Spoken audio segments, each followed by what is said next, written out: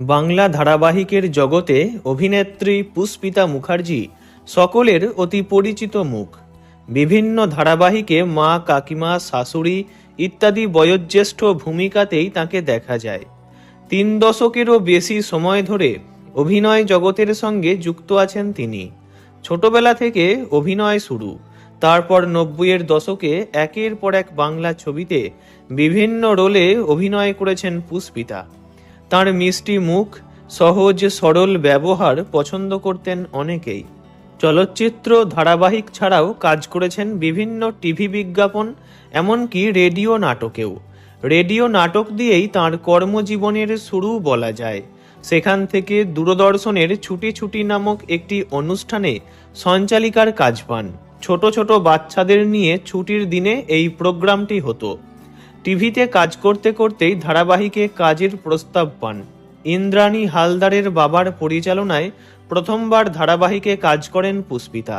ধারাবাহিকটির নাম ছিল নবীগঞ্জের দৈত্য। ওই বছরই ভাগ্যক্রমে পরপর 2টি ছবিতে অভিনয়ের সুযোগ পান তিনি, লাঠি এবং বিয়ের ফুল। 1996-এ মুক্তি পাওয়া এই 2টি ছবিই ছিল সেই সময়ের সুপার ডুপার হিট ছবি। আর এই 2 ছবিতে অভিনয়ের পর তাকে আর পিছন ফিরে তাকাতে হয়নি, পরপর কাজ পেতেই থাকেন। নবাগতা পুষ্পিতাকে আপন করে নেয় বাংলা ছবির জগৎ। অধিকার, একাই 100, দোসর, সাথী, সঙ্গী, নাটের গুরু, প্রেমী, সাথী আমার, চাকা, আলো ইত্যাদি অগুন্তি বাংলা ছবিতে কাজ করেছেন। ছবির সাথে ধারাবাহিকেও জনপ্রিয়তা পেয়ে যান পুষ্পিতা মুখার্জি। তাঁর অভিনীত প্রথম মেগা ধারাবাহিক ছিল মনোরমা কেবিন। তারপর এক আকাশের নিচে, একদিন প্রতিদিন থেকে শুরু করে বর্তমান সময়েও একের পর এক ধারাবাহিকে কাজ করছেন পুষ্পিতা। তবে মাঝে বহু বছর অভিনয় থেকে দূরে সরে গিয়েছিলেন তিনি। ব্যস্ত হয়ে পড়েছিলেন সংসার জীবনে। 2008 সালের 3রা মে তিনি বিয়ে করেন ত্রিদেব ঘোষকে। বিয়ের পর সংসার ও কেরিয়ার 2 দিক ম্যানেজ করতে না পেরে সংসারকেই সময় দিয়েছেন পুষ্পিতা। ত্রিদেব ও পুষ্পিতার এক পুত্র সন্তানও আছে। ছেলেকে ভালো করে মানুষ করতেই কাজের জগৎ থেকে সরে এসেছিলেন তিনি। আর তাই ছেলে একটু বড় হতেই আবারও অভিনয় জগতে ফিরে এসেছেন পুষ্পিতা।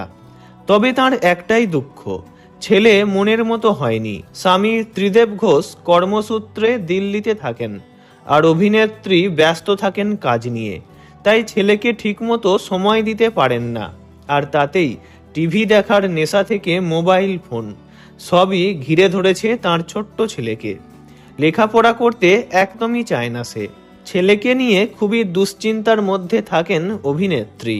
এখন কাজের জগৎ, সংসার দুটো দিকই যতটা পারছেন ম্যানেজ করে চলছেন তিনি। ভিডিওটি ভালো লাগলে লাইক করবেন, অন্য কারোর বিষয়ে জানতে কমেন্ট করবেন, আর এমনই সব ভিডিও পেতে চ্যানেলটি অবশ্যই সাবস্ক্রাইব করবেন।